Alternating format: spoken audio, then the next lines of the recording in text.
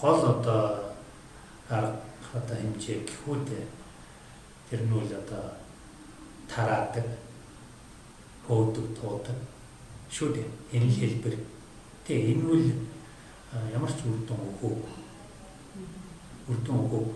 Тухайн үедээ яг одоо иргэд таалдаг, ажиллаж байсан газар орхиод явдаг. Харуул хамгаалалт тэнд одоо олон хоног сараар байгаад байна гэж байхгүй.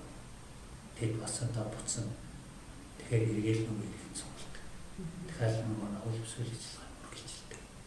Ийм л байж ирсэн л дээ. Тийм ч учраас энэ одоо хуваарь ашиглалтанд олборлох иргэдийн энэ үйл ажиллагааг хааж хориод үрдүнд хүрэхгүй гэдэг нь өөр харагдсан батлагдсан байхгүй да.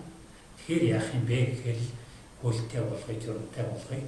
Ингээд одоо тэр хүрээнд одоо үйл ажиллагаа явуулахын зөвшөөрөё л гэж. Тэгтээ журамтай болгоё л гэж. Тэгээд тэрнийг л бий болгоод тэрнээс хойш одоо 2 жилийн хугацаанд түрүүний Твиттерийг ярьдаг иймэрхүү акц зурчилт гараад ингээд захаасаа энэ иргэд чинь зохион байгуулалтанд ороод үйл ажиллагаа нь одоо зөх төр хөлтөний хүрээнд явж байна гэж ингэж яриад байгаа байхгүй юу?